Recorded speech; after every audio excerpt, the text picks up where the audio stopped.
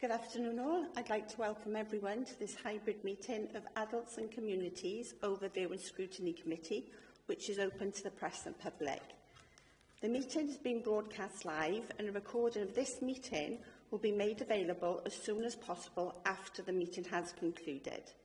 Please be aware that this meeting is being transcribed only for the purpose of producing the minutes. This transcript will be deleted once the committee approves the minutes. The transcript should not be downloaded by anyone other than Democratic Services. We welcome the use of the Welsh language at meetings. I have had no requests for people to speak Welsh today, so this meeting will be conducted in English only. Please can members refrain from using the chat function and instead use the raised hand icon to indicate when you'd like to speak. May I remind members that as per statutory guide made under Section 4 of the Local Government Wales Measure 2011 and our formally adopted hybrid meeting policy, any member attending a meeting remotely must be able to be seen and heard by members and officers who are attending the meeting, as well as by members of the public viewing the meeting.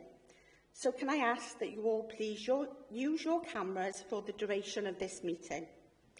Please remember to keep your microphone muted when you are not talking.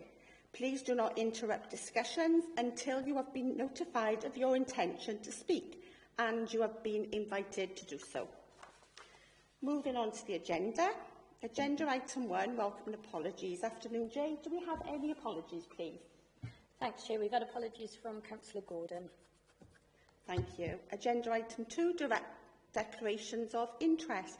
Members, do you have any interest to declare regarding today's report? And we have Councillor David Williams. Yes, Chair, I have to declare a personal and prejudicial interest as I've been advised for item 5, so I will need to leave the meeting at that point.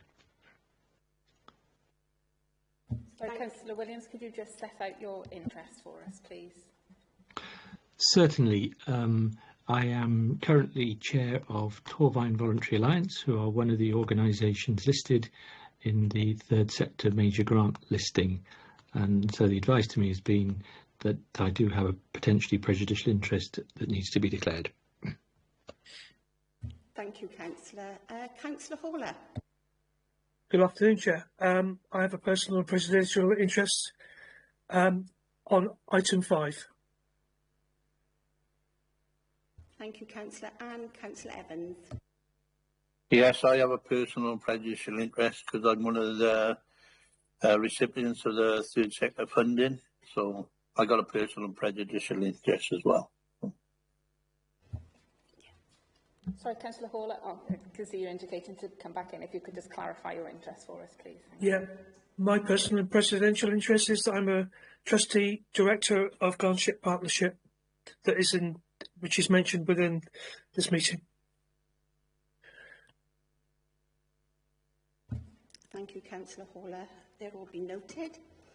Okay, agenda item 3, minutes of the meeting the 22nd of January 2026. Members, could you please state whether you have anything to raise in relation to the minutes from the meeting held on the 22nd of January 2026, where the committee received the report on community safety in Torvine? If not, I will take them as agreed. Agreed? Excellent. Okay, agenda item 4, action sheet. Rebecca, could you please run through the action sheet? Thank you, Chair. So there are 2 actions listed on the action sheet from the last meeting.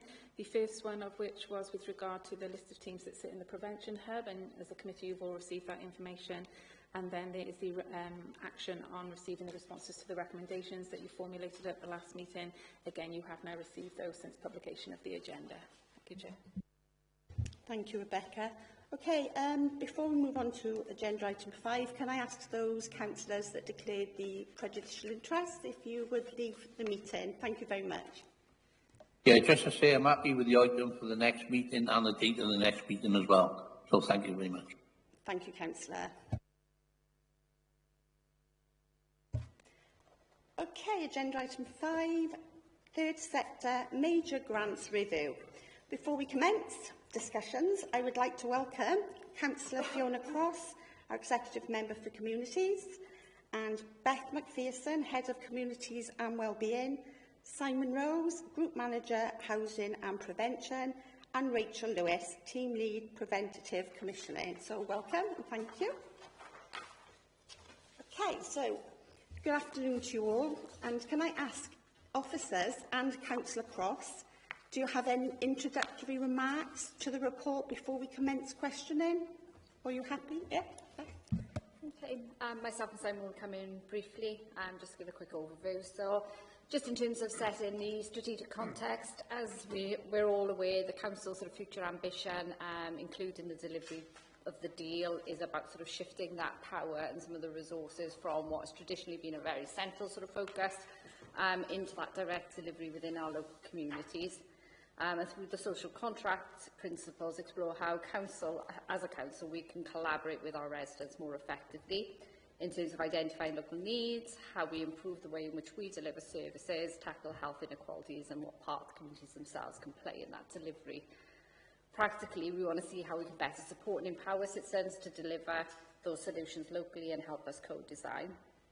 And also the Council's early intervention and prevention agenda also aligns to this whole corporate vision, very much around making sure people get the right support in the right place at that earliest opportunity, with that real focus on prevention, really, essentially keeping people well and resilient in their local communities as long as possible. So a key part of making sure that we can deliver on that ambition and support community organisations in the most effective way includes how we deliver and administer financial resources. And whilst we know there's increasing financial constraints on ourselves, community groups and other partners, and that we won't ever be able to meet all of the requests that sort of we receive in terms of funding, there are things that we can do. So as a council and as partners, we're exploring how we redistribute resources, including to areas where we can show activity reduces demand in more complex and acute areas of delivery. We can ensure that our funding resources that are available are aligned to these priorities that we're talking about today. And also we can look at how we administer and monitor those grants. How do we make them more proportionate in the way we administer them, and make them easier for community groups, because quite often, it can be a very complex landscape. So part of that whole conversation and what we're looking at as a council, obviously an element of that then flows down into the third sector major grant review, which is obviously the report that's going forward today. I'll hand over to Simon. Okay, thank you. Really picking up on what Beth has gone through there is sort of the high-level picture in terms of how we're approaching working with communities to tackle the needs that are there. The third sector major grant scheme has been around for a number of years. Its use has been really productive in terms of delivering effective programmes within communities and to tackle the needs that have been there. But with the changing landscape that's been outlined and the changing direction that we have, there's a real need to actually reinvigorate the grant and look at how we work more effectively with those communities with the current needs. So these grants have not really been looked at for a significant period of time. What we're keen to do is obviously work with the sector, work with the recipients there and the wider groups that are out in the community to shape a programme that is more fit for purpose, more fit for the communities that we're now serving. Excuse me. Sorry, went down the wrong way. And really look to how we maximise the funding that we have in this space, together with other funding that we have as well. So there's a wider context to what's within this report and this review. Now, there's a number of groups that receive the funding here. Over time, those numbers have reduced. So the report references around about 15 groups. There's actually 13 groups that receive the grant at present. A number have ceased operating or no longer wish to receive the grant that's there. Small amounts of money involved in that. So the distributions are available in the report to see, and the details of what's provided within there as well. And you can see there's quite a cross-section of activity that goes on. But again, as I alluded to earlier, that may well not be more strategically relevant as it was 5 years ago, 10 years ago, when some of these grants were issued.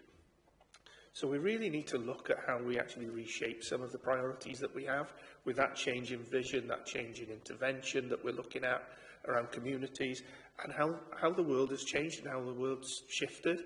And certainly we know about the impacts that certain world events have had on communities, particularly the COVID pandemic, that changed a lot in terms of how we're working and how we're working within communities now, and how certain groups have set up and established over time. So the principles of this are fairly straightforward, is really to look at how we're looking at that overall strategic landscape, how we're shaping that policy around that, and how we're working with communities to inform how we take things forward. And we actually make sure that any system that we potentially look at is effective for community groups, that it's not overly bureaucratic, that it doesn't put people off applying, but we have reasonable checks and balances in there to make sure that we're getting the best value for the public funding that we're using. What we really need to be doing, and this is set out in the report, particularly in section 4, is around how we're reviewing, we look at reviewing and monitoring the requirements of the grant going forward, how we're looking at the impact that's made, because that for me is the critical story that's to be told here. What impact and difference are we making through using the resources that the council has? I think we need to have a more firm handle on that. What we've been keen to do is have a real open dialogue with organisations. We've already had sessions with the grant recipients, really well received in the main, in the sense that they recognise the need to change, they recognise the need to actually do things that bit differently, and they really had some really innovative ideas initially about what they'd like to do and how they could see that shaping. Those will be borne out of further conversations that we have with those particular providers. It's next week, the latter part of next week, and that will shape forward more thinking in this space, and it will share with it the thoughts from today's meeting and other sessions that we've held as well. We've also gone to the wider sector, and we've put a request out via TVA, and through a session that was run by TVA around about 2 weeks ago, where we did a short presentation on the review and welcomed feedback from all organisations around what they'd like to see, what they saw the benefits, what they saw as the pitfalls, what they saw as the potential issues, and what we potentially needed to prioritise. So we've set some sort of some design principles within the report that you will have seen, and some broad timescales as to what we're looking for, what we're looking to do. It is being done at quite a pace, and it needs to be done at quite a pace because things are changing. Things are changing rapidly. We've changed quite rapidly around the early intervention and prevention agenda in terms of how we've reshaped our services. And it's right to put that challenge out to communities as well. But we're equally conscious that we need to be supporting those groups, to put the infrastructure around through our preventative commissioning team, our communities team, and how we've realigned some of our work and our arrangements there. So we've put in a lot of effort and energy into this to actually get that dialogue ongoing. And I know that Rachel this week has spent the majority of the week going out to some of the groups to just allay some of the concerns, some of the fears, and to have that ongoing one-to-one dialogue as well, which we really value. And it's been really positive to date in terms of how we've been getting that information back and the ideas that people have had.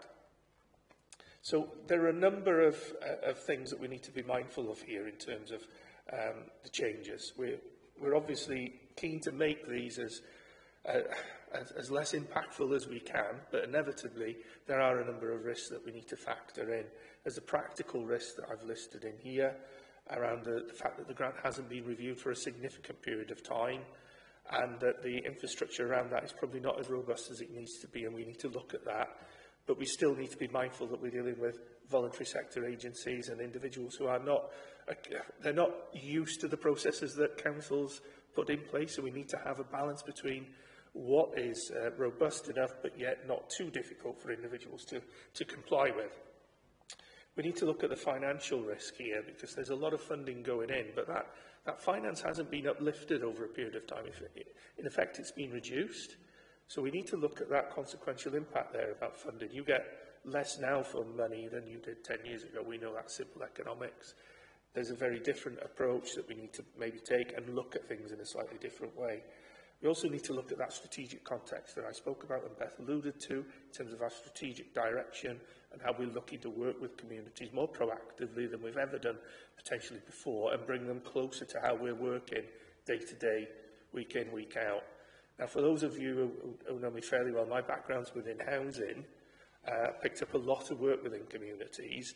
I've done a lot of work within communities as well through the housing lens and through the housing support lens. I've been absolutely amazed at the amount of work that goes on and the amount of services that are provided within communities. And some of that, I think we potentially really undervalue at times, and we don't recognise the impact it has and the impact it makes in terms of diverting people away from our front door services and how we can actually utilise that in a better way, provided we get that support right to those groups and organisations. I'm confident that the infrastructures that we'll have will start to do that. Ultimately, the bottom line in this is that we've got a reputational issue for the council. We need to make sure that this works and it works for communities, and that we bring that relationship with communities close to us.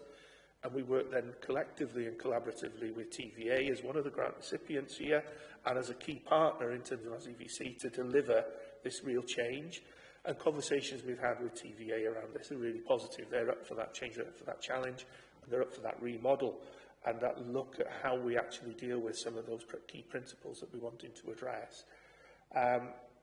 So there's a number of things that we're asking from Scrutiny today to look at, which is obviously looking at how we actually take this forward, looking at those design principles that we have put in. Are they right? Are there other things? Are there things that we're missing as officers and organisations as we've shaped this? And look at then, I guess, the principles we've got around the engagement. Is that right? Is that balanced? Are there things that we're again missing there? Is it robust enough? And then to provide then recommendations on the back of that to the executive member for communities to look at how we take this forward then in terms of making decisions, in terms of what we then do. So there's a number of elements in there that we're looking for. And then, that, from my perspective, gives a broad view of what's in the report. And obviously, the appendices provide some information and further context about what's done, what's funded, and what information we've had to date from some of the organisations we've engaged with. But this is please bear in mind that this is a moving feast. So each day we're getting more feedback that we're collating. So this is a snapshot in time with the report. There'll be other information that we'll be bringing forward, and it'd be really good to get the feedback today from members to feed into this review. Yeah, thank you. Thank you very much. Okay, we'll go into the questions. And our first one comes from Councillor Clarkson. Thank you, Chair. Yeah, I think you've asked, it was a general question to start off, and I think you've answered some of that. So if I can ask you to, if you could succinctly, because there was a lot of words involved in that, give us an overview of what redesign TSMGs are hopefully going to achieve. If you can give us a sort of some headlines of what you'd like to achieve through the changes.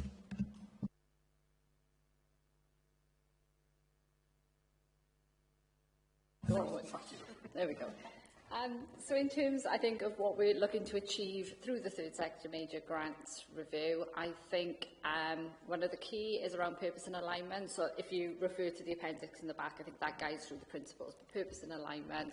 So very much there is a clear direction as a council in terms of the deal, in terms of early intervention and prevention, in terms of that community's approach. So what we want to do is align our grants, including the third sector major grants, to that purpose. So there is a clear agenda that's driving the funding that we administer.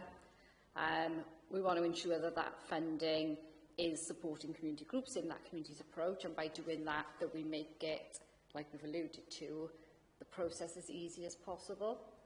We want to make sure that that is wrapped around with the appropriate governance, etc. But that it's clear, it's easy to understand, it's easy to access. We're very clear in terms of what we expect by way of outcomes, so that makes it as easy as possible for communities to access, and it's accessible to as many as possible within the constraints of the funding envelope. So I would say, back end of the review for me, it's about ease of process, clarity of process, and alignment to the vision and goals.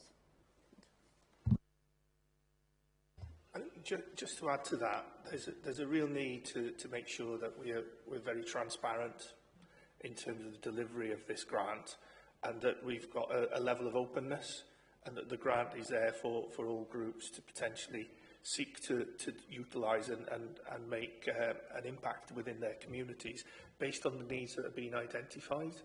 I think there's a need for us to really look at alignment of other funds that we have available alongside this stream to maximise that impact. And I think that's where we've probably, and I'd say other local authorities and other organisations have probably not been as sharp really in terms of looking at that blended approach around funding that's there and help to access other pots of funding that's available to blend across that. We often get challenged as local authorities to match fund schemes when we're priming them through Welsh Government funding and other funding that's available. And often that's quite difficult from existing resources, but if we're able to use grants in a more aligned way that aligns to core strategic principles and that we're clear on what they are, that's going to help that transition much better and enable us to have a clearer vision on what's being done and delivered. And those outcomes then are going to be very clear that people need to attain, and that's bound up in all the core principles that we're trying to achieve through the early intervention and prevention agenda. Yeah, it's good to hear the transparency and improvement of governance is sort of heavily aligned within this. Yeah, I think that's good. Thanks. Thank you. Okay, the next question relevant to paragraph 3.2, which is funding for the TSMG programme at present equates to 380,000 provided through core council funding and is distributed to 15, though said 13, organisations in variable amounts and for a broad variety of purposes. The grant amount has broadly stayed static. So as part of the review, as well as the process in being reviewed and redesigned, will the total grant amount of the funding be reviewed, or will this aspect remain constant?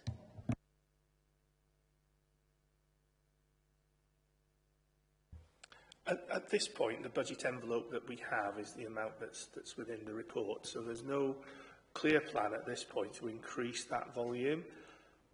But I think that there's always a but with this, is whether there's other funding that can be brought into this pot to increase that capacity, whether there's other things we can do and other resources we can identify. Only earlier today, I received a letter from Welsh Government around some grant funding around housing and the transitional arrangements for a new piece of legislation. Now, there's always a way in which you can look at that grant stream and maybe target it in a slightly different way. And can you use it innovatively alongside other blended funding? So that's why I made that point earlier around using grants creatively. I think we've been quite successful in the past at doing it, but we probably need to increase that creativity. I mean, if it does come to a point where we do need to increase, then that is another question that Council has to take as a wider corporate entity. And at this point, I'm not being privy to any discussions to take that further. I'm not sure whether Beth has as head of service. And I think Simon's spot on. You know, we're working to the current principle. That is the part. I think one of the important considerations, not just in terms of third sector major grants, but as the prevention sort of agenda as its whole, if we can demonstrate impact and we can show that earlier intervention, that community-driven responses is having a genuine impact and keeping more people well in their communities and actually reducing or slowing that flow into acute and complex and statutory services over time. This is not a quick fix, but if that's the sort of presentations that we start to see, then that provides a strong rationale as to why we would want to redistribute our funding. That could be ours, it could be those partners in a different way. So I guess this gives us an opportunity and the means to make that demonstration, and then that gives us the rationale really for why we want to use our funding differently going forward. So we'll work to the 380, but that in the background has to be core in the way in which we administer this grant going forward. Thank you. Next one is paragraph 4.2. The funding allocations for the community groups engaged range from lower level awards of just over 4,000 to a more significant allocation of 146,000, average of 25k. 146,000 is a significant allocation to a single organisation. How will the review and its redesign ensure a fair needs-based and impactful distribution of the funding?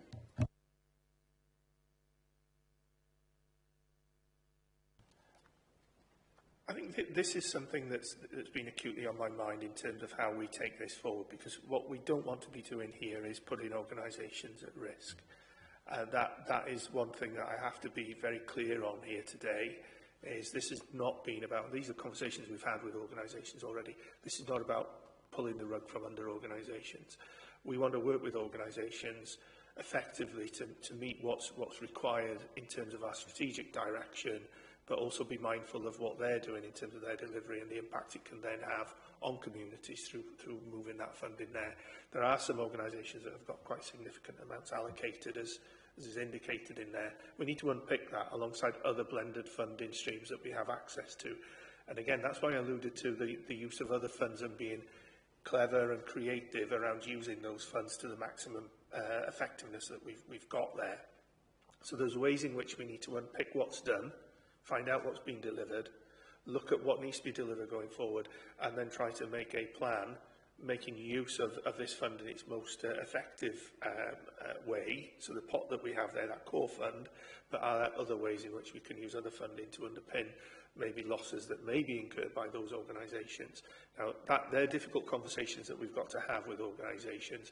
I'm fairly confident with the way in which we've dealt with things from a commissioning angle that Rachel's dealt with over the years, that I've dealt with since I've been back here around about 6-7 years, where we've had these difficult conversations with other organisations and we work through that. So I'm fairly confident we can get to a point where we're cognizant of those issues and we're able to sort of navigate the difficulties and work collaboratively with those organisations to find the outcome, the best outcome. I'm a very sort of glass half full type of individual. I think there's always a way. So we will find that way through this. It will just raise one or two issues that are going to inevitably destabilise organisations in the sense of they'll get worried, they'll get concerned, and we've just got to manage that as we go through. I think it's just about that creativity now with those opportunities that we have for alternative sources that we need to look at. Just quickly to add to that, and I think it's really important, you know, we're not coming into this not recognising that there potentially is going to be impact on those that are currently receiving grants. I think what is important is that we've set some design principles for that review and that we hold them firm and central. We need to make consideration to all of those factors, but I think it's important that what we come out with at the other end is a reviewed grant process and a new process going forward that delivers what we as a council need it to deliver in terms of our ambition. And I guess the other element of this, which will be part of the paper that goes to Cabinet, is around that transitional period and that interim support. So where there may be organisations, and I don't want to preempt the outcome of the review, which is really important, if there are organisations that are impacted, it's kind of what support can be put in place in that interim period, what that might look like, which partners we need to draw on to minimise any negative impact over that time period. Thank you. Okay, the next question comes from Councillor Slade. Good afternoon all. My question refers to paragraph 4.3, scheme accessibility, sets out what the funding broadly supports. Will the review potentially prioritise certain aspects of support for applications due to a likely increase in competing applications? I think what I'm trying to get at there is, if we look at the things you're supporting, you've got core costs of the organisations, direct employment costs, funding specific activities, general contributions to support community-based or community-focused initiatives. So would you be prioritising those? So would you prioritise, for example, general contributions to support community-focused initiatives over, say, direct employment costs? I'm sure the team will come in as well off the back. For me, I think the focus of what the grant will support is how it delivers the ambitions and the principles we've set out.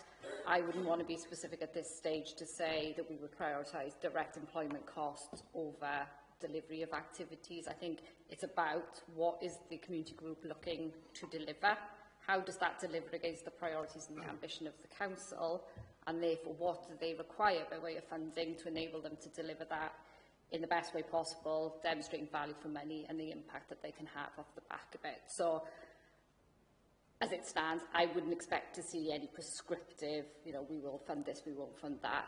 But again, that is where the voice of the partners and community groups exist, and recipients will feed into that. But that would be my sort of current stance. Thank you. Thank you. Next question, Councillor Clarkson.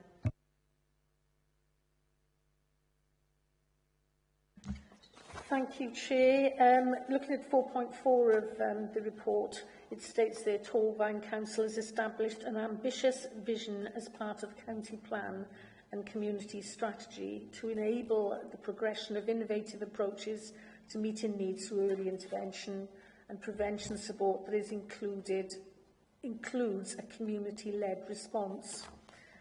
We've spoke about this a little bit before, but the question I've got on the back of that is, has a community needs assessment been conducted, and how will this feed into the review of the TSMG, or if not, how are we going to look at identifying actual community needs and make sure that there's no duplication being carried out within the grant scheme?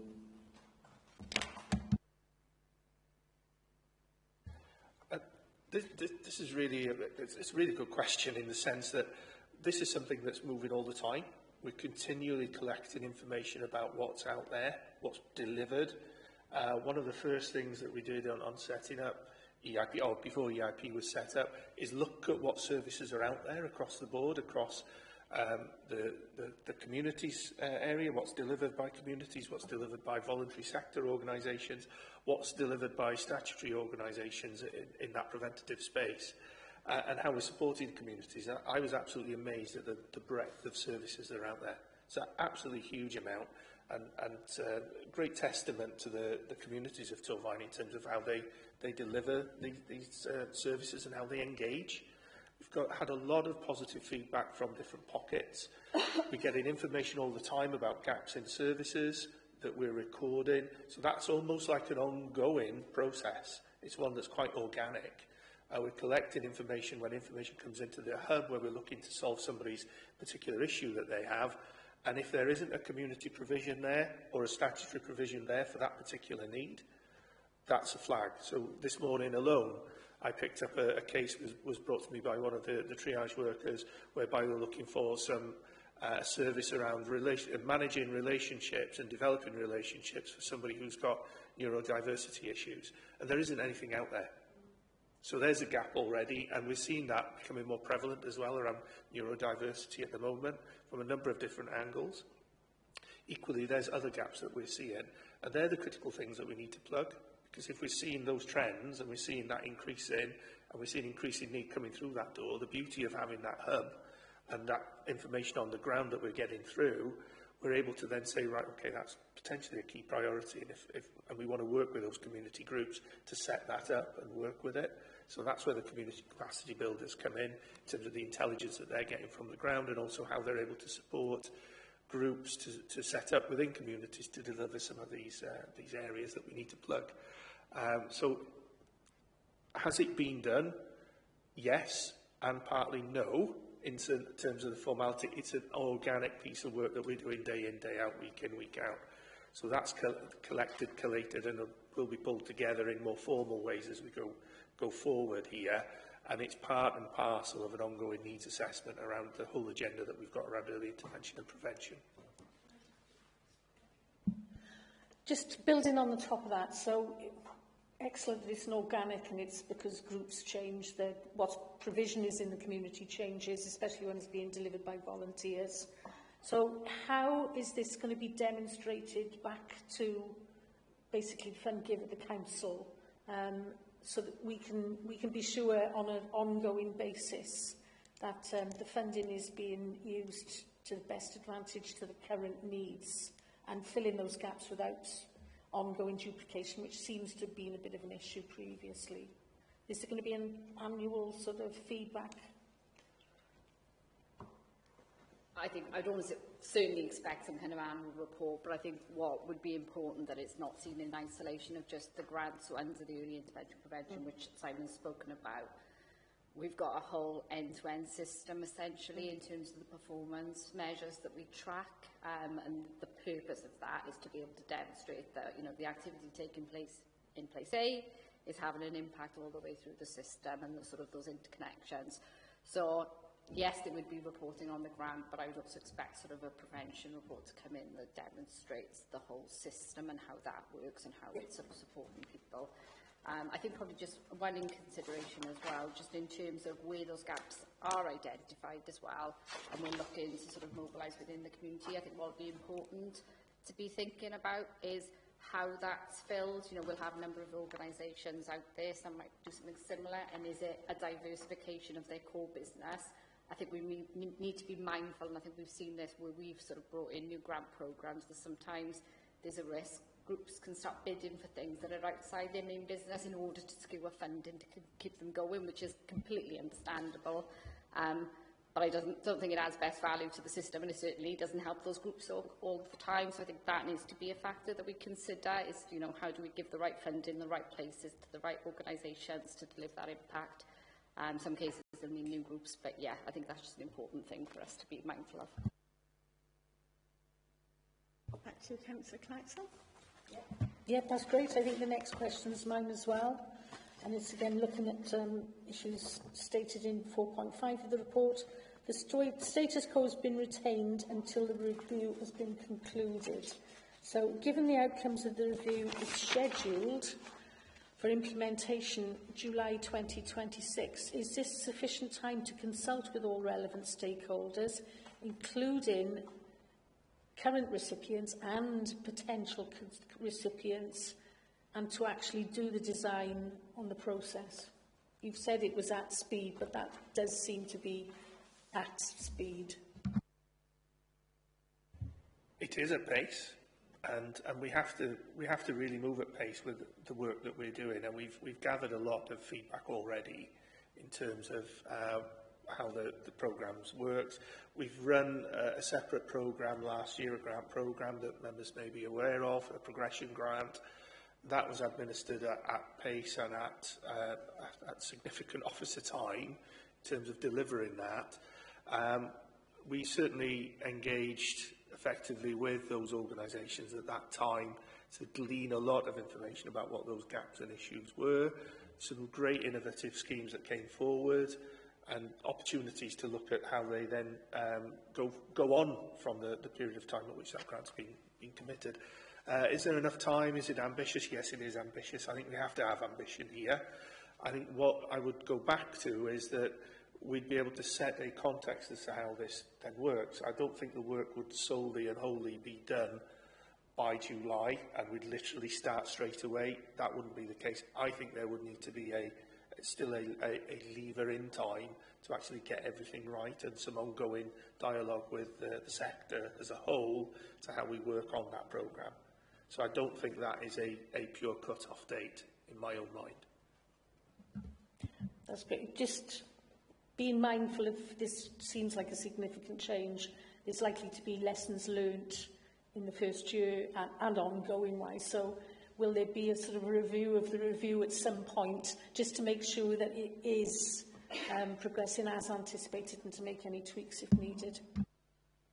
Yeah, certainly. I think one of the things that we've done within the work I've done across commissioning and across the services in housing and other areas I've worked in, we've always continually reviewed what we've been doing and challenged ourselves in terms of how we've worked with organisations, not just how organisations work with us, and really been probably hypercritical of ourselves more than anything else in terms of how we've done that. And we're constantly looking at how we make systems better and how we make them more effective to tackle the issues that we're seeing. So there's always ways in which we can actually evolve that going forward. I don't think we do something and we just leave it. I think that is always up for that challenge and that interrogation to say, well, can we do something different, something else? Something could change. Something can change in terms of, local issues, regional issues, national issues, world issues. That would mean that we'd have to alter the work that we're doing. And we've seen examples of that over recent years, and we can't be sort of sleepwalking into those situations. We have to be alert and agile, and that's one thing that I think out of this process, I'd want some agility around the grant and how we operate, so that we're able to adapt quite quickly to changing need that we see, because we don't know what's going to happen, you know, one day to the next, 1 week to the next. We can make judgment calls, but we've got to be able to keep it flexible. So that's one thing within the grant that I think is coming loud and clear from the third sector and from organisations there, is we'd like that flexibility to actually look at what those local needs are, but obviously within the framework that we're putting together. Yeah, that's one of the things that I hear from local community groups, is that they have to be quite agile, and their sort of needs and what they're providing can change quite rapidly. So it's hearing that could be accomplished through this review to make it more agile. That's good. Thanks for that. Sorry, can I just quickly come back in on the timeline? And yes, it is ambitious, and I think part of why we're setting that sort of July sort of timeline is I think we're mindful in terms of implementation. There'll need to be a conversation at Cabinet in terms of when that implementation takes. But I think it's working in financial years, isn't it? So if that decision isn't taken quickly enough or early enough in that financial year, it's the implications then in trying to mobilise that and with uncertainty to those community groups. So it's almost, if we've got a clear position early on in the financial year, it enables us then to communicate quite clearly to those current grant recipients, future grant recipients, with a supporting timeline in terms of that transitional arrangement that might be agreed by Cabinet. So that's kind of why that timeline is set in the way it is.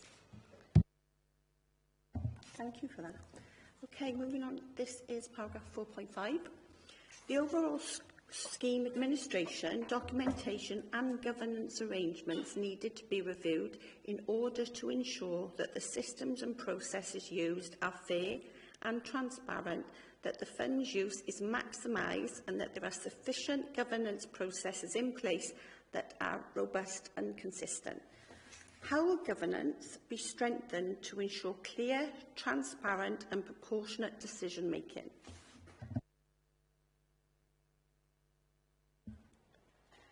Fortunately, there are a number of work streams that are currently ongoing in relation to the governance. The grant scheme is currently subject to an internal audit, which will help shape how we can strengthen some of the governance arrangements within. Equally, on a corporate level, there's a grants work stream which is just starting its development around looking at those grant arrangements across the council, because there are many, and they all operate slightly differently. And my understanding is that we're aiming to kind of develop a more coherent view on a corporate level of grant arrangements. So that should help in terms of, quite fortuitously, with the timelines of the review, to be able to kind of bring some of these threads together in a more coherent way. I just got a supplementary. How can we ensure a balanced approach to this, given that we are moving to more of a community-based approach? A balanced viewpoint. This is a topic that's coming up through many of the discussions with our stakeholders. We have currently held some workshops, we are doing one-to-ones, and there's a varying view on and perspective on balanced. There does need to be some checks and balances, and as we're having those conversations, I think what is quite clearly coming back is those recipients really want to sell the work they do. They really want to demonstrate that the impact that they're making in the communities. But at present, the framework that we're currently operating with doesn't quite hit that point. The next workshop that we're having is very much aimed at focusing how can we develop a more fair, balanced and proportionate framework in which we can really demonstrate the impact of the funding. So I haven't really got a robust answer for you there.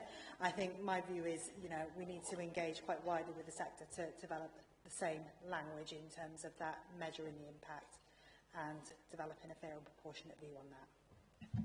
I can just come in if I can there just really quickly. And I think some of that is about what support we can put in for organisations. What we're trying to achieve is, if it's low value grants, then asking for the world and more is disproportionate in terms of the value of the grant. So it's kind of trying to bring that in line. I think equally, we want community groups to have that ambition and to deliver big projects. I think there's a role here in terms of making sure that they have that awareness, the training and support to enable them to deliver it effectively. And I think perhaps in learning, what we've seen is some of the grants that we've had from external funding, we've put them out there, community groups have responded, and perhaps not quite got there in terms of that skills and knowledge, and that's not a failing on their part. I think that's a learning to make sure that we're supporting them in the right way. So I think those are part of the conversations that we're having, is kind of our proportionality, consideration to which grants we bring in from external and how we use them and how we administer. You know, if we're having big volume grants from external funders, should we be breaking them down to sort of small grants, or should they be sort of the higher level capital programmes and then using our own funding perhaps to support lower level grants? I think the other advantage that we've got is, as we're looking at our own funding through things like third sector major grants, the Members' Choice has been another recent example. That gives us a little bit more flexibility because it's our own core funding. Yes, we want to be assured that it's spent appropriately, but perhaps not as prescriptive as some of those other funding bodies that come with, you know, a whole host of requirements. So I think it's very much the listening, isn't it, from the groups and responding as part of that. Yeah, cool. I think this is one of the challenges that we saw and we talked about, is talking about the members' choices. There is so much out there, as you've already mentioned. There's going to be so much competition for trying to get this. So it's really going to have to be very clear cut as to what the objectives of the funding are, to be able to be transparent and communicate that to community groups so that they don't feel, you know, well, it all went to sports teams or it all went to mental health. You know, it's a hugely broad topic that we're taking on here and quite a static pot of money. So I think that's why we're sort of going down this question and avenue. It's a really good point. I mean, I did allude to the fact that there's such a lot of services out there. There's also a lot of duplication. There's organisations doing very similar things, and there's opportunities there to almost partner and share experience and share the skills that are within those different groups. Now, yes, there's going to be personalities. Let's be brutally honest about it. That individuals don't always see eye to eye on several things, and there's competition. But if we can manage that competition in a constructive way, we're going to get more value from partnering and those approaches. And the approach we've got with the capacity builders that are out in communities is really to actually upskill and develop and engage with those groups to make sure that they're actually driving forward and that they feel supported and engaged. So there's that connection then back. And we've got to build that. We've got to build that trust and keep that trust going. It's not something that happens overnight. And we've got to make those inroads into there. But I really think there's opportunities here to do a bit of that partnering, and it's recognised, certainly from me, when I look at the range and breadth of services that we have that are out there in communities. I scratch my head and I think, well, okay, you're only a mile down the road. We could really do something together here. So there's things I look at around economies of scale and how we can actually bolster up organisations to deliver more with the same level of funding potentially, and learn from each other. And that's something we've got to take forward. Thank you. Okay, paragraph 4.6. Monitoring arrangements that are in place presently have had a very light touch review to date and require further work as part of the review to provide information to evidence the positive impact that the organisations are making within the community. Okay, so considering the deal and its missions, how will the impact of organisations in the community be monitored and measured in line with the deal measures?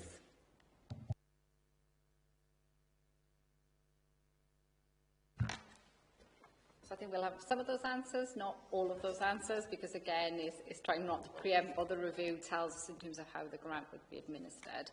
I think probably there's a common acceptance that with some of the community-based activities, it's always going to be hard to correlate what's happening out there in the community at that level and how that translates to having a direct impact on reducing demand, whether it be in a statutory service or in the prevention. And I think that's kind of duly noted. So I think what we would be looking at is how do we almost evidence the strength of what's happening in the community and what you'd expect to see, isn't it, as that grows and how new provisions are being developed, new groups or the growth of existing. What I would hope to see over time is actually the numbers that are being referred into the prevention hub or into statutory services would reduce over time. or the level of complexity would reduce, or the time at which they present might be later. So if we talked about something like adult social care and sort of a request for a support plan for an individual, it could be within a generation you would see actually people presenting later because they've managed to keep themselves sort of healthier and more well rather than sort of earlier in the system. That's kind of very broad, high level. In terms of the measures that we're looking at under the prevention sort of system, you know, we are looking at things at whether people represent. So if they're supported, you know, part of the questions that we ask is, you know, what support have you had within the community? So we'd be able to sort of evidence actually has that been effective if they have had it. If they haven't, might be that why they're partially presenting. We then look at whether they represent. So if somebody has had support and then 6 months, 12 months, 2 years down the line they represent, there would be a question as to why. So again, we'd look to see that reducing. I'd like to see, you know, less representations in the system. That's a mouthful.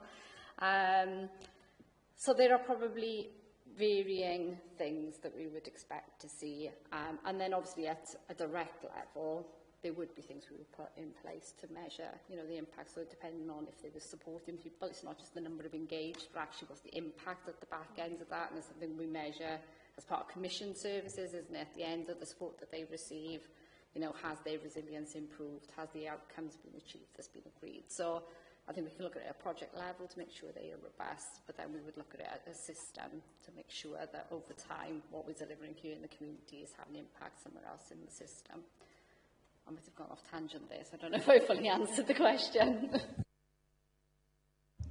I'll just pick up a couple of points on there around sort of, and Rachel alluded to this earlier, around the audit review that's ongoing around that management, and the recommendations that will come out of that audit review will help shape some of the monitoring that will be required in terms of making sure that we're satisfied that the reasonable checks and balances are done around organisations.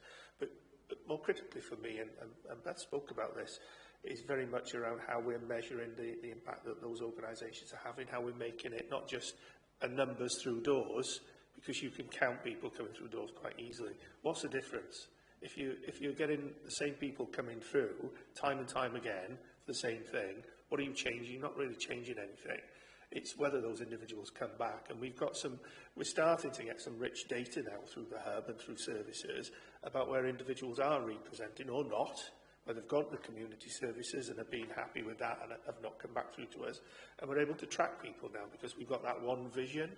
So some of the monitoring mechanisms that we perhaps had prior to the hub being there, with under the system that we've had for third sector major grants, we've not had that opportunity to really monitor that as effectively as we have now. We've got a lot of data that we can pull on here, and it's in one place, and we can measure those outcomes, and we can track if John's gone to A, B or C, and has John come back? And that for me is telling the story as to how successful our interventions have been, whether they be through statutory or a commission service or through a voluntary organisation that's operating in the community. You know, we've already seen some really impactful cases where individuals have gone to community provision that, when I look at them, if we were operating without the system we've got now, would probably have gone to one of our commission providers out there and received a more formal form of support. But really, there was a community provision there that could have addressed it. And that for me, is the trick here, and how we actually evolve that and how we manage that going through and how we make sure the community's voice and those organisations that are delivering those services is being heard, because they're the ones that will make the difference to us. Thank you. Next question, Councillor Clarkson. Yeah, I'll modify my next question slightly because it was going to be typical scrutiny question, evaluation. How are we going to get this evaluation baselines in? But it is still relevant, and it is, you know, we're going to have to demonstrate impact. We're going to have to demonstrate value for the money. You know, that's all part of the process, and that's what is going to be wished to come back to scrutiny. So, how are we going to give a bit more detail on how that's actually going to be achieved? Baselines, whether we'll draw a line and say, right, we'll take this as our start point because the complexity of the issue we're looking at, so that we can show year on year that we're going in the right direction, is how we evaluate So there is demonstrable, so that transparency is built in. I think some of the points I just made around tracking individuals through the system is what we're really going to be ultimately judged by. Are people coming back through to services? So if we've commissioned a piece of work and that work's been effective, has that individual come back to us 6, 12, 18 months on?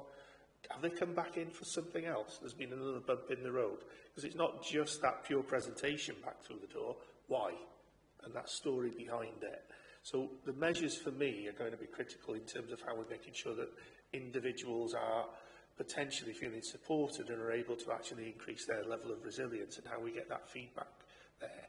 I think we're becoming more acutely aware of how we can make those systems easier for us to monitor and how we can feed that back in. But the whole picture takes time to build, because we were working from the hub conception and started working on the start of June last year. So we've only been running around about 10 months, something like that.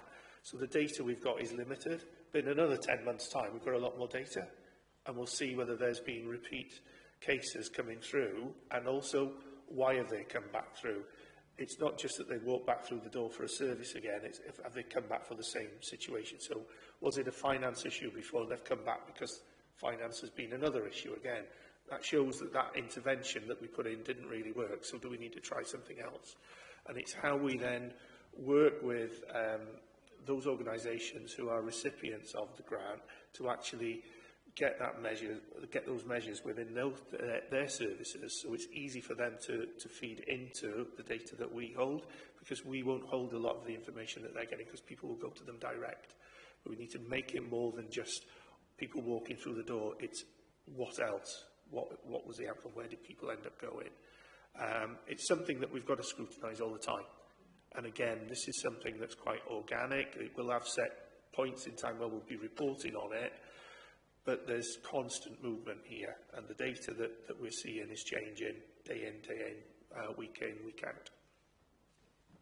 Yeah, I think it's going to be important to sort of demonstrate that in the way that we communicate with the public and everything, because that is what's changing here.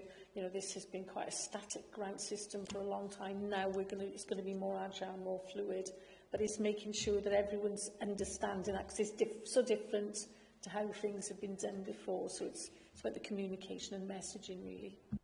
Whether some of that, isn't it, will come to life where we can use live case studies and examples, etc., to bring it to life. And I'm just thinking, if we think about sort of what comes through the hub currently, I think we're probably seeing, I think Simon mentioned it at the start, quite a lot around ND support for young people and their families, etc. So if, that's coming through as information, we're identifying that as a gap. The mechanism should be, that goes back then to the grants team, the commissioning team, to say, actually, that's one of our priorities, because we're having a large presentation through the Prevention Hub in that space.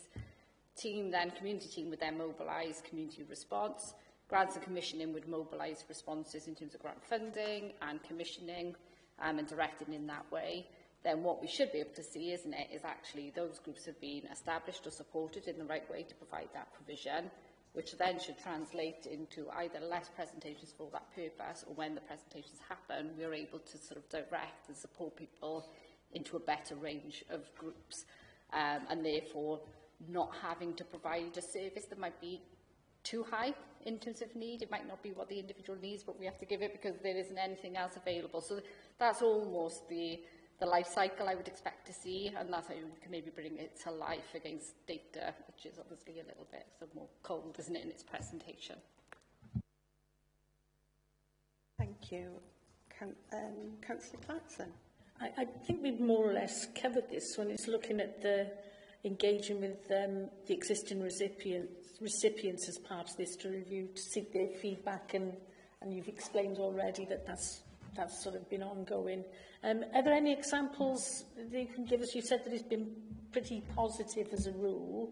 Have there been any concerns that have come forward that you may be able to share with us that have come to light in those conversations? Yeah, absolutely. And I think sort of we've, through the dialogue that we've been having with those recipients and groups, we've been quite open, honest and encouraging a very honest conversation in terms of if there are any risks, then to bring those to the forefront as part of any consideration and redesign of approaches. Through the first workshop, we very much engaged around sort of what the strengths, weaknesses, opportunities, threats and risks, to try and sort of unpack some of that. Some of the key messages coming from the groups are that they've been reliant on this funding for a very long time. It's embedded, it's assumed, it's going to take some significant work really in terms of being able to unpack and unpick some of those, the longevity of those arrangements. Some of the other risks that are coming through are obviously sort of around the sustainability, but equally there's some really positive messages coming through that communication, a real willingness to do something different, a real willingness to work closer with the council and work closer with each other in a more collaborative way. We've had many calls for opportunities to bring groups together to discuss sort of how they could be more creative and how sort of they can strengthen their infrastructure in working more closely with each other alongside ourselves. So whilst there are risks, there are opportunities as well, and I think we're having very open conversations about that. Thanks. Thank you. Okay. How have we engaged with organisations who are not currently recipients but potentially could be following the review to ensure broad and fair coverage of feedback? And also, are there any gaps in representation?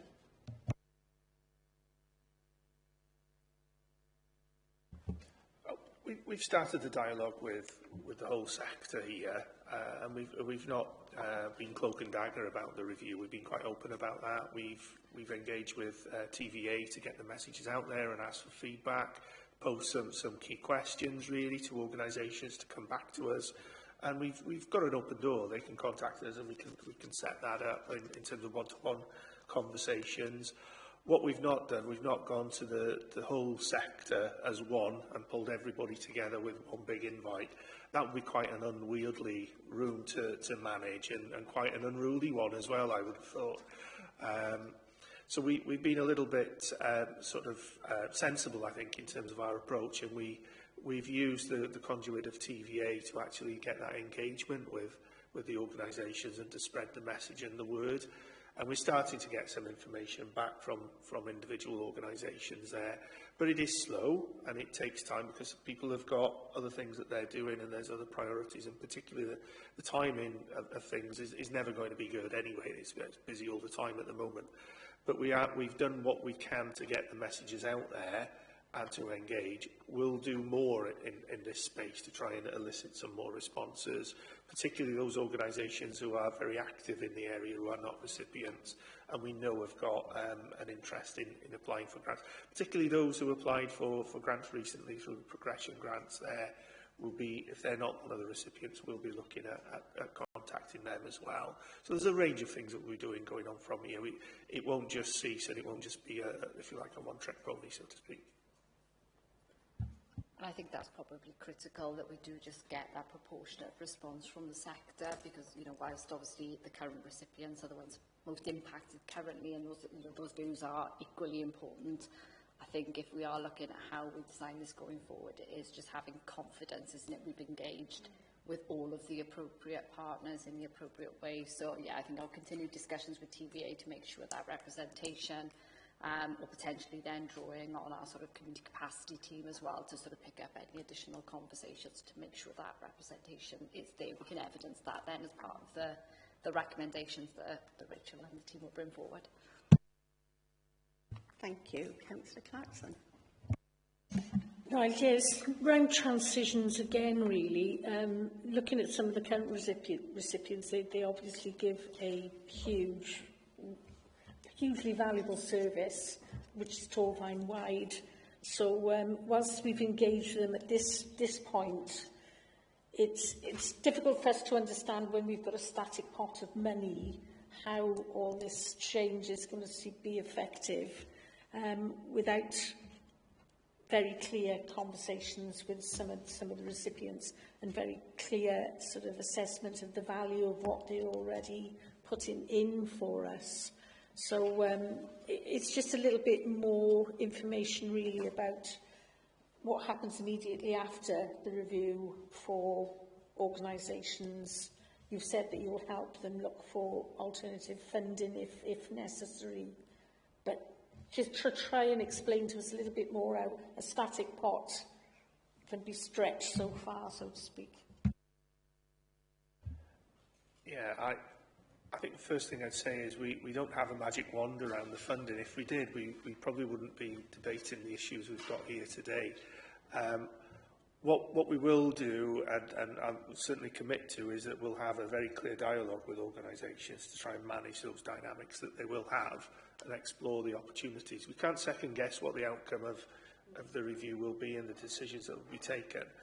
But I think it's fair to say there'll be a period of transition, and whatever that period is, we'll be working with organisations very proactively around what the opportunities are to consider alternative streams of funding, how we can actually minimise any impact that's there, and look at other opportunities that we can work collaboratively on.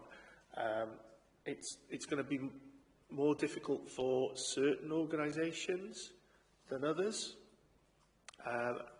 I think what we've got to be mindful of is how we look at how we've got other funding that is coming in that we're aware of, and how we're looking at those opportunities to if you like, underpin those organisations that have delivered effective services over the years. Having said that, I think it's fair to say that with what we're looking at here, we have to change, because doing the same thing will get the same results. And I don't think that that is something that the sector's not cognizant of. I think they're fully aware that they need to adapt and change and move with what's happening. And they want to do that as well. But equally, they're trying to protect their core businesses that are there. And we're acutely aware of that. And we've got to have those ongoing dialogues with them, one as a collective, but also as individual organisations and entities. We've got to give them the time, and that's going to take a lot of officer time to actually manage that dynamic. Yeah, I think that's the next thing I was going to... That sounds very heavy of officer time.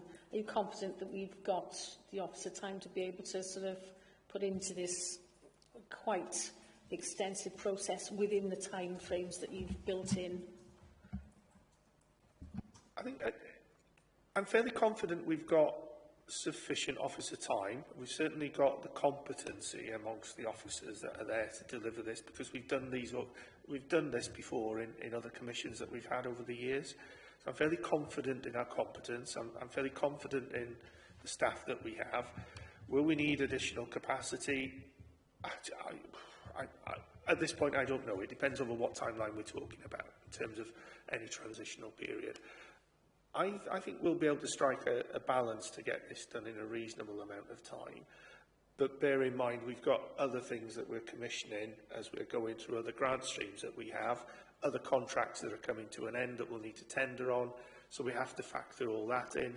So a lot will come back to what timescales we're set from decisions that will potentially be taken by Cabinet at a date in the near future. I'd probably be able to give a more confident response around that at that point. But at this point, I'm quietly confident we've got the right competences and the right staff blend and structure in place to deliver something, provided that there's sufficient time there. Can I just quickly come in? And I think obviously this is not an easy conversation. This review is not an easy review, and we know that the outcome possibly is not going to be favourable to everybody because of the size of the pot and because of the ambition we want to get to.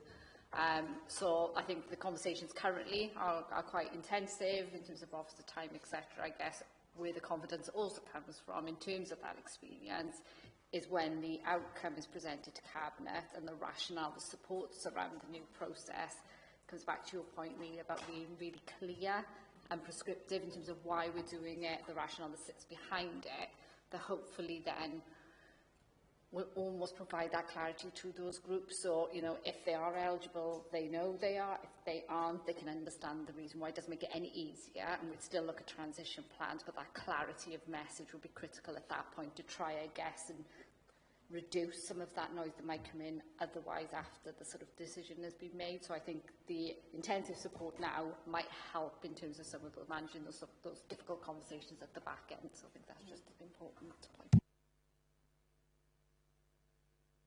just one other point. I think we're approaching it from a sense of being very open, very transparent, but also being very clear. And I think that's welcomed from the feedback I've had to date, is that there's been really positive feedback from organisations. Yes, they're not easy messages, as Beth says, but as long as we're open, we're transparent, we're truthful, and we're holding core to the principles that we've set, I think that's going to go a long way in terms of bringing organisations with us and being able to manage this to the best of our abilities.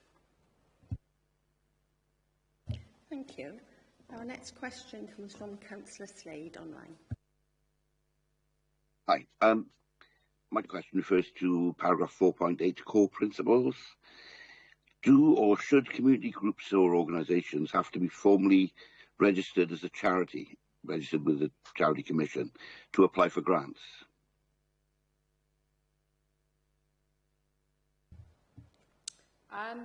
You wouldn't need to be a formal registered charity to apply for grants. We have community groups with a range of statuses. Usually, as a minimum, we would expect sort of the constitution and a bank statement, a bank account, apologies, and a committee to be in place, and there's usually minimum numbers. So that would be usually the minimum requirement for groups looking to apply. I know there are broader conversations about sort of much more informal groups, much more lower level grants, whether that's something, you know, we should be exploring.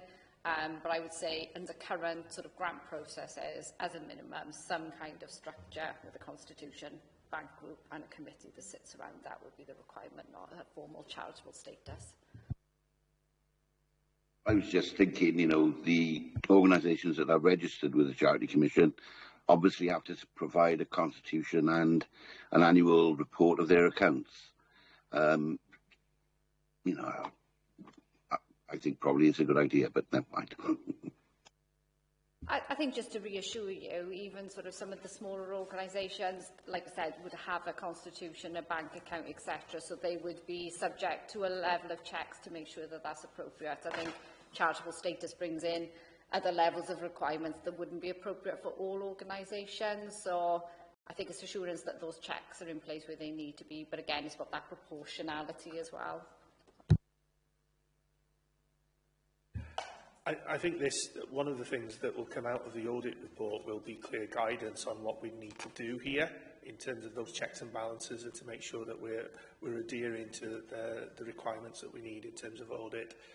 So that's really timely that audit's come along, and that will set the tone in terms of what the requirements will be going forward. So that will help. Thank you. That brings to mind that it's going to be, with some of the smaller organisations, policy driven as well. They're going to have correct policies and training for their members and staff that might be completely new for them. Not that what they're offering isn't of value, but it's a different level of scrutiny they're going to be under now. So have we sort of spoken to TVA? Because I'm assuming they'd be the obvious person to be referring them through to get that assistance, to get up to the correct standard with their safeguarding policies, you know, whatever. Have they got the capacity to actually sort of handle this as well? Well, most definitely. This is why we've got TVA in the midst of this, joined at our hip, to actually get this over the line, because they're going to be critical in ensuring that organisations have got that infrastructure in place and are supported. So yeah, most definitely that's part and parcel of the work that we're doing. Thank you. Okay, next question, 4.8. It's regarding removing barriers for inclusion. So what potential changes will open up fairer access for groups previously facing barriers to apply for grant funding?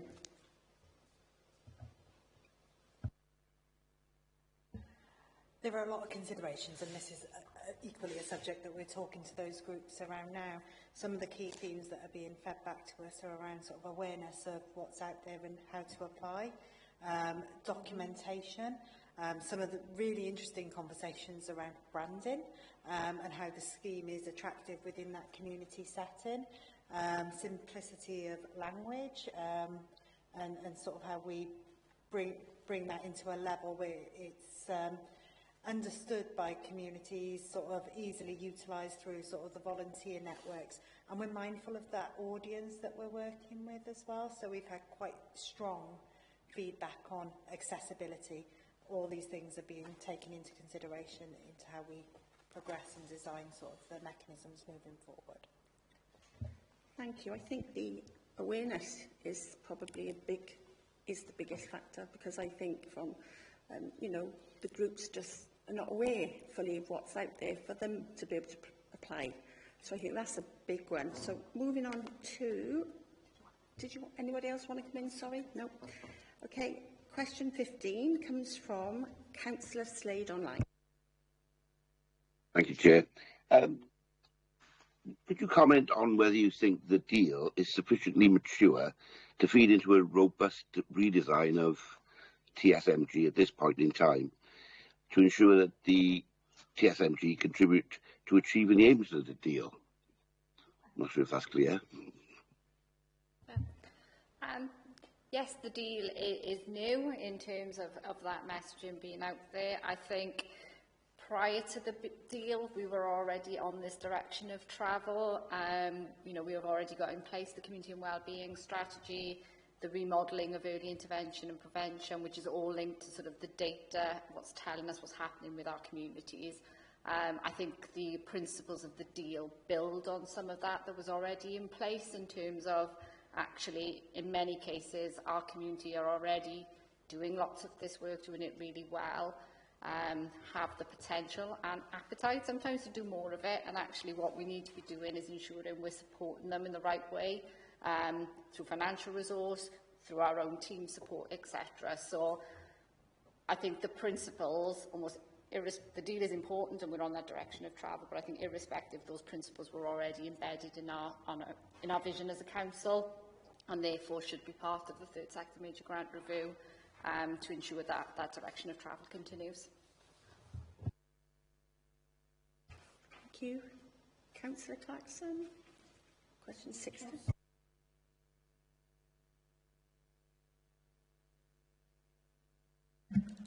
Yeah, looking at 411, and it sets out the planned engagement session still to be held and with whom. So the question I'd like to get, have we considered or are we planning on engaging with partner agencies such as social housing landlords and the Health Board to see whether or not they've got any views on this, whether they'd like to be involved? A lot of the functions within a community-based resilience sort of communities aspect cross over into these areas, whether they'd be interested in being involved in putting some funding in as well, maybe, or whether they'd like to be involved in the discussion generally.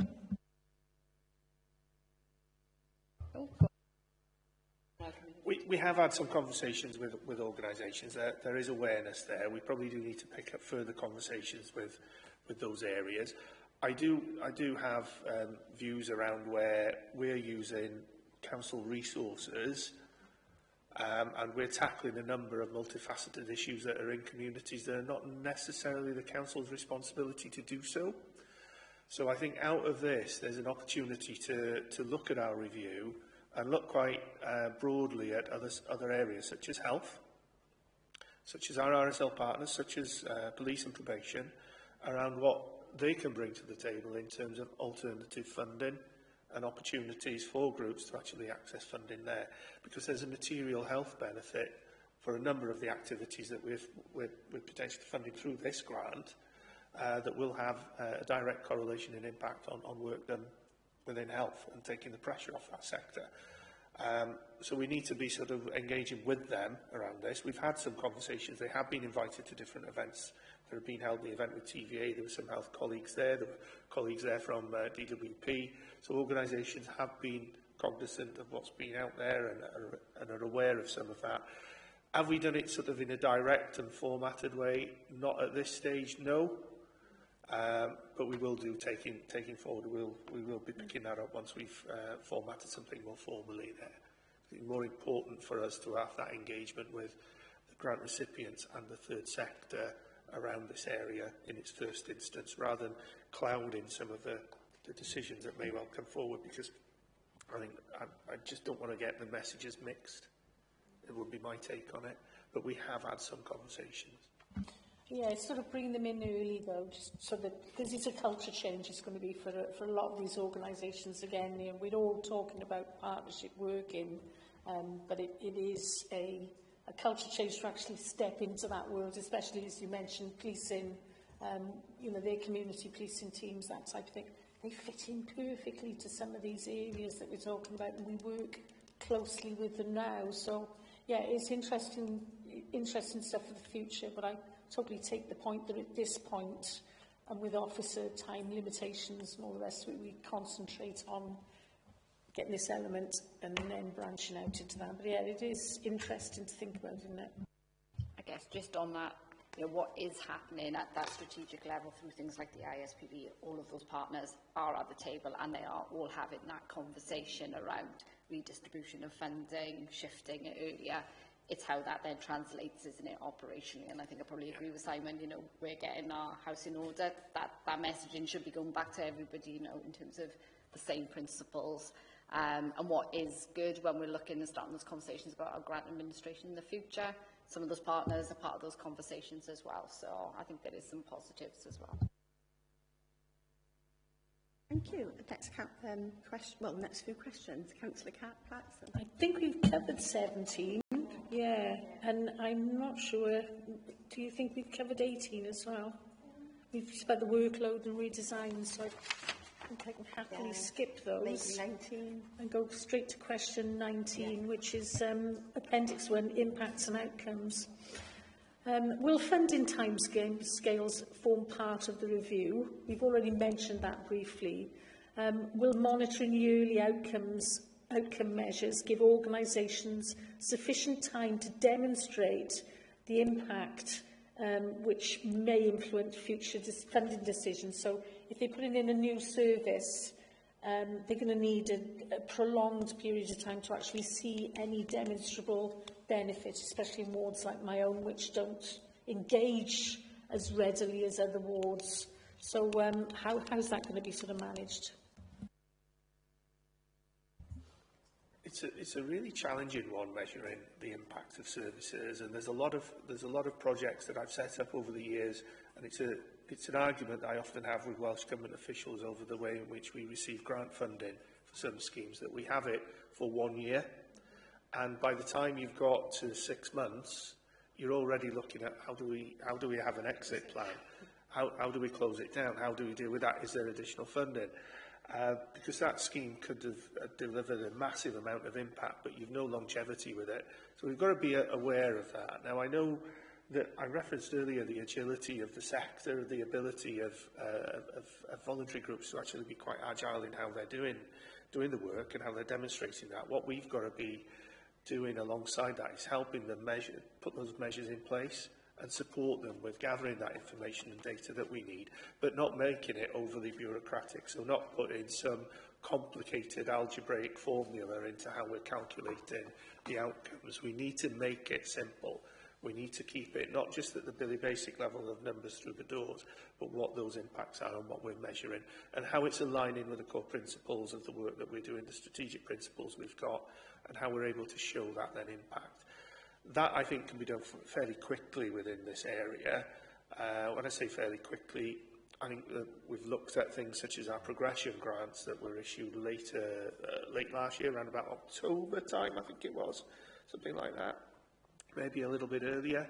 But we're already getting that data through now from them to show where they've had an impact and where they've made a difference. So it can be done within, say, a 4 to 5 to 6 month period. But granted, I'd like to have more longevity with measuring those impacts around services.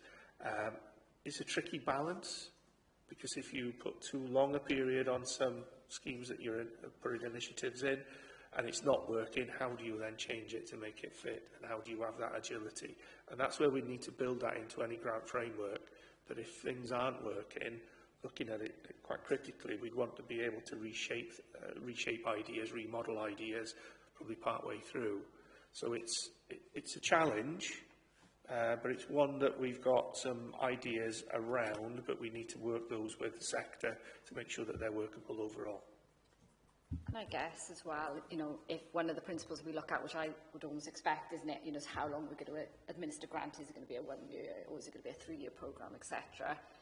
If that's clear and the group sets out, isn't it, what they're seeking to achieve in that 3-year period, we would then need to be realistic about what outcomes we can expect in year 1. I think what we would be looking for is clear milestones of that direction of travel, in the same way, you know, officers and teams are sort of reporting in service plans. It's kind of, that's how we're looking to get there, making sure those milestones are staying on track, and we're sort of showing that gradual impact, rather than run the risk, isn't it, to travel and we don't really gain any traction. I think that would be the risk area. So for me, there are definitely ways that we can look at that more sensibly, I guess, over a longer period. Yeah, I guess it's a bit of a culture change again for organisations, because they've been, footfall has been a major sort of indicator for them, and that doesn't always show value. So it's about being clear about what value, what impacts are being expected at the outset, so that they can aim clearly to achieving them. Thanks. Okay, I'm going to skip my question. Thanks. You've answered it for me throughout your other ones, so thank you. I'll move on to Councillor Clarkson for question 21. I think we've actually covered this as well. It was a question about encouraging competition, collaboration rather than competition. So I don't know whether anyone's got any more they wanted to say about that, because, again, organisations on the ground are going to look at this competitively. I'm already seeing that in my area, where everybody's looking for new and innovative ideas, and within a month they're not new and innovative anymore. Everybody's doing the same thing again, because that seems to be how it works. So it's just how we're going to sort of manage that and help organisations collaborate more than we currently are. And I think your point around sort of new and innovative is an important one as well, because I think that's not always what we need. But again, funding might drive it in that way. I think what we want going forward is the right response to the right issues and the right community groups mobilising. I'm sure the team will come in on the collaboration and the opportunities. I think the comment I was just going to make is that that's not just unique in terms of project development. We see it in the volunteering space as well, you know, and actually the opportunities for teams to come together for volunteers, because otherwise, you know, they're all fighting over a single treasurer and different committee members. So I don't think it's exclusive to the funding. I think it sort of stretches more broadly, but I don't know if something from committee. Yeah, I mentioned collaboration earlier, and this has been a focal point of the work I've done for a number of years. I see the opportunities in terms of bringing organisations together to collaborate on different models of working, and we've got schemes that have been set up using different funding that we've had across Gwent in particular. That's got multiple organisations that previously have fought for pots of funding, but because of the nature of those pots, it's brought them together to sort of collaboratively bring a scheme together that's led by one, but there's multifaceted parts to that delivery. And I think that's what we'd want to try and foster, is that approach of actually organisations maybe taking the lead on one aspect where they've got a particular competence and a particular drive, and others to join in with other elements of work that can be either co-located or co-produced together.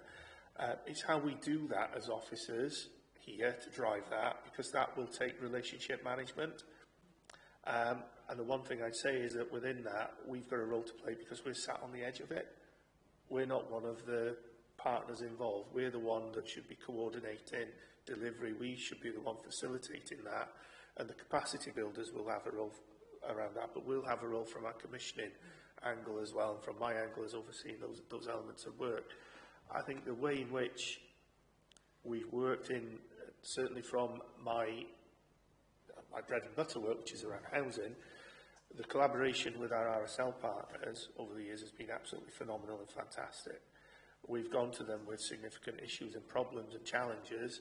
We've come up with ideas, and they've moved different ways to actually get things done. And we've got some great collaborative examples of that over time that we've had. The Home Seeker Partnership being one. It was one of the first common registers within Wales that was set up and still stands a test of time. We've got other collaborative arrangements that we've got in that space. I'm fairly confident that we've got those skills within the teams that are there to actually drive that. And we've certainly got the appetite to do it. It's whether those organisations who are operating on the ground and those voluntary sector groups want to do it, and there's got to be a will there and a willingness to want to do that. Time will tell. I think there are examples, though, and I think we have seen it. So where we have started, awarding grants, we're having conversations. You'll hear sort of, 3 or 4 or 5 of them having conversations, or, this is not the right group for you, but I know there's that group down the road, etc. So I think it is happening. I think it's back to awareness and then knowing our role. When should we step in and support that, the role of TVA, and when actually you need to let that happen amongst the groups who know themselves best sometimes, isn't it? So, yeah, it'll be a balancing act, but not impossible. I anticipate the community capacity builders will have quite a hand in this sort of work and whether or not we could set up some sort of forum so that similar organisations can start meeting and be the introducer rather than allowing them to sort of like, because again, it's a big culture change for a lot of these smaller organisations, but they offer very similar services. They could have equipment libraries, that sort of thing, that they could share amongst themselves, and we could introduce collaborative work in that way. So it's really exciting to hear some of these things, but I'm sure these are conversations we'll have with the capacity builders going forward. I think sometimes these things will happen organically, and you just have to let them happen, like Beth has just alluded to there. I think that will just happen. Others, you probably have to step in a little bit and have a lighter touch. Others, it may well require a little bit more of a steer and a guide and a navigation through the quagmire that will be there and the personalities that will be there. But I think we've got experience of doing that, and we've got experience of working with providers on a positive footing. I'm really proud of the staff within the teams that I've got here, and the teams within communities that Beth has under her role within the other group managers' teams. They've all shown an amazing amount of resilience over the last year or so in terms of delivering real impact and change under difficult circumstances. So I think we've got to hold true to that now, and then drive forward on the next step. So it's almost like we've done that, dust ourselves off, and we move again. And that's the attitude we've got to take. And I think there's no such thing as a barrier. I see a barrier as an opportunity. Thank you. Okay, question 22, Appendix 2. Feedback is likely to differ from those who are currently in receipt of the funding and those who would look to be moving forward. How are we going to balance the competing views arising from the review?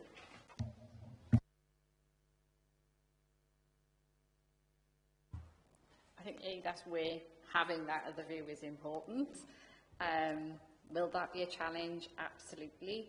But I'd probably expect to see commonality in terms of some of those themes. I think irrespective of what group you are, whether you're a current recipient or not, some of the challenges and your ambitions will be the same around sustainable or certainty of funding, isn't it? That it covers some of the things that you would expect it to cover.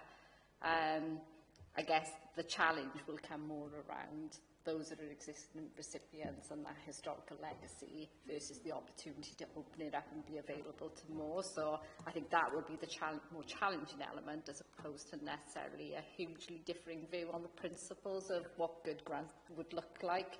But more than welcome, the team's got an additional view.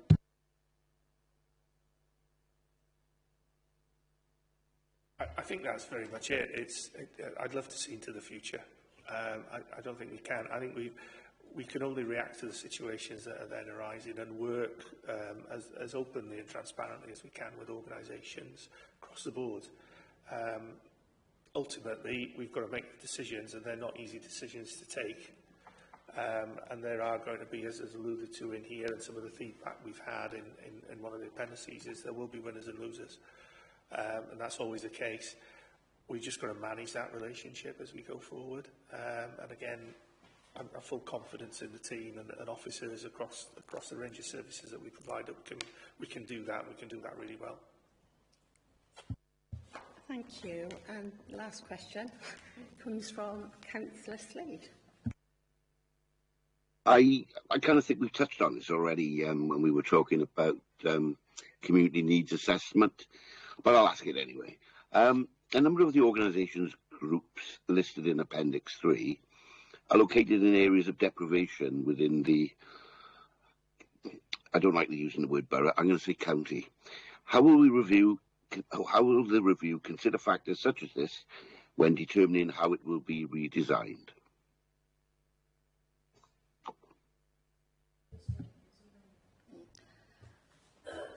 I think probably some of that is still to be worked through. I think one of the things that we, I guess, do have some certainty around is some of this is aligned back to that early intervention prevention agenda, isn't it, and meeting needs of people within the locality. On that basis, you would expect the needs and the sort of presentations at the prevention hub, etc., to be coming from those communities with perhaps higher levels of need, higher levels of deprivation. And therefore that could be a principle or a factor that gets applied to the grant. So definitely needs to be consideration. I think we need to be mindful that that doesn't squarely shape our vision, and be mindful that that isn't to the detriment of something else. But I certainly think that will be a factor based on what gets presented in the prevention hub, where we're seeing that need and demand coming from. Yeah, so I think that's probably as much certainty on that bit that I could offer currently. I don't know the team. Okay, any other? No? Okay, so I'd just like to thank you, all officers, thank you so much, and Councillor Cross. I would just like to give you an opportunity, if you'd like, to make any summary comments, or are you happy before you leave the meeting? Thank you, as always. I think we've done an effective one. Councillor Cross, thank you. So, you've done, the team have been really fair, really open and transparent with all the challenges. I'm actually really pleased, so and there's no additions from myself. Thank you, Councillor. Well, you're free to leave the meeting, and thank you so much. Thank you very much.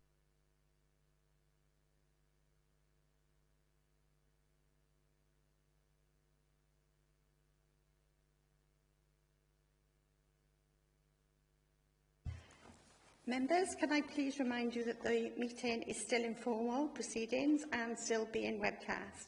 Can I refer you now to the scrutiny activity and invite you to offer your recommendations. I will hand over to Rebecca, who will formulate the recommendations.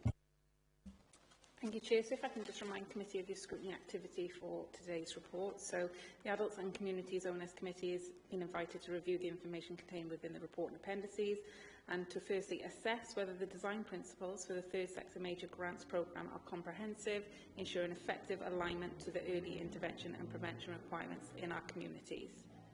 Would you like to add any comments to that? Are you satisfied with those principles? I think for me, because this is a live and ongoing. It's how we're going to be able to scrutinise it going forward, how those reports are going to come forward of progression, so that we can see clearly that, you know, it's either working, and the teams can evaluate it's working, it needs to be tweaked in this direction. Yes, so the fact that they say this ongoing monitoring is sort of within that, but how will it be brought back? Who will be scrutinising it? Going forward, so that we can see that progression, and we can see, because at the moment it's such a change of culture, and it fits into so many other areas of change. At this point, we need to see more progression before we can sort of really clearly answer that. Is that one okay? So do you want that just as a comment or a recommendation in terms of making it clear? I got it down as a recommendation, scrutiny of annual output results, and clarity on where that scrutiny is going to be carried out. I agree with that. Thank you. Okay, so then the second part of the scrutiny activity is to determine whether the engagement programme existing and the wider sector for the review has been sufficiently robust to deliver a transformative TSMG programme. Do you have any recommendations in terms of the review process, or what is still to come? Has anyone got to ask anything? I had said at the beginning, after to reconsider the time to implementation and for the consultation to make it more robust. But I think we've had that explanation again, in that it's going to be a transition rather than a cut-off point. So again, whether or not that can be included in reports going forward as to how successful that's been, any lessons learned, tweaks and things that need to be carried out to make it more effective. I think the key for me is that this isn't a doing thing, this is a growing and developing sort of situation. It all seemed a bit... Sorry, Alan, it all seems a bit wishy-washy to me. Like when you asked about the housing associations, are they going to be involved? And it was like, well, we weren't planning on that, you know. And they seem to be making it up as they go along, at least to me, anyway. It didn't say these are the consultees in the report. I just found it all a bit wishy-washy, to be honest. Just my thoughts. I don't know. No, I agree, Alan. I think that the housing associations, health, policing, you know, this is so different a way of going around things that they do need to be involved at an early stage with all talks and discussions. So whether that would be a comment or a recommendation, though, because obviously it depends on them wanting to come in as well. Yeah, but recently Bronhaven helped with a clean-up up in Trevethin, apparently. They supplied a number of skips. You know, the member from up there said they were amazed how quickly the skips filled up. But 20 minutes. Yeah, well, you know, there's a real good effort up there. Yeah, I think I agree with you. It's just whether or not that could be a comment rather than... Yeah. And the other thing I'd like to see is more clearly stated links to the county plan and deal so that it all fits together. You know, we know that it's all looking at things in the same way. It's all about building resilient communities and sort of changing that front door offer. But it all needs to be tied in more clearly in these reports so that people looking from outside can understand where it fits in and where the ambition is. There was mention of this in the delivery plan, the report at the last council, how it would fit in. I'm not sure whether it was very clear, but on some of the action plan, it said, I think one there was about setting up 2 rapid response teams to deal with flooding and stuff, and that was going to be using volunteers through I suppose this kind of mechanism. So there was some mention of it's community groups. Isn't it? Yeah, I don't think it's been communicated very well. Presentation to the public. We're talking about transparency and making sure that the public's aware of how these grants are being administered and all the rest of it. So we need more focus really on how to achieve that. They talked about clearness of language, but we haven't had anything said about an actual presentation to the public or whether that information is going to be on the website, in libraries. So just how is this information going to be presented to the public in an easy to understand format, because this is high level stuff, isn't it? Yeah.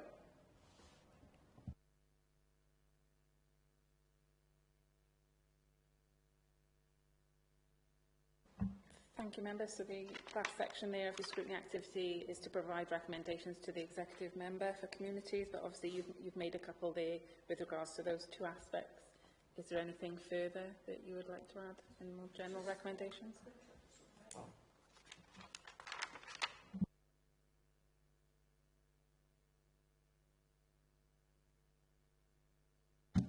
The other recommendation I've marked down is that we need to have a more sort of planned engagement sessions with partner agencies, but I think we've already got that, haven't we? else did I mark?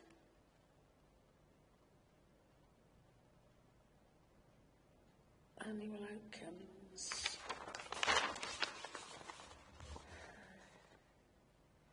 Internal audit. No, I think if we say about linking it in with the county plan and the deal and all the blueprints, you know, so that it's cohesive. Because at the moment, they all seem like separate entities in their own right. Yeah, that was the only one I picked up, is being clear in the objectives of this, and especially then for those organisations who are either in receipt or potentially in receipt. So it's having that clear link, like you said, between the deal, between our objectives as a council, and then the objectives of the scheme. Yeah. Okay. Anything else? No.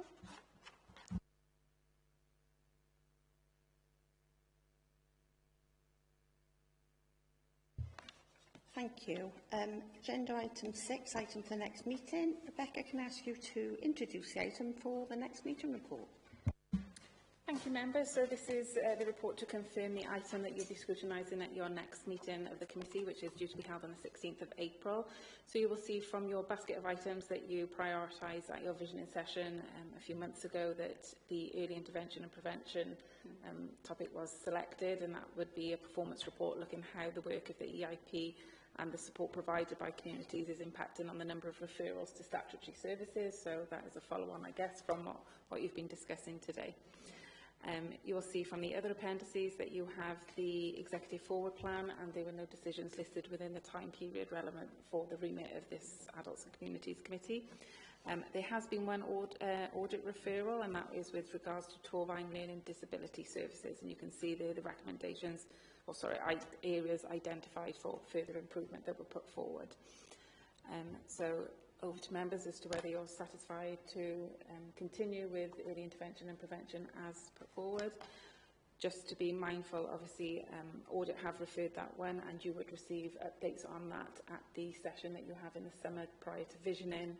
So depending on whether you're happy with the progress made in action in those recommendations, you could propose to select that for an item next year, or you could reprioritise it. Yeah. It's not going to be. It's not going to be put off for a huge amount of time if it goes into the visioning session, and officers have obviously taken time to prepare the early intervention. Plus, it does link in to what we're talking about and have been talking about all year. So, into the visioning basket, I think. Yeah. Agreed.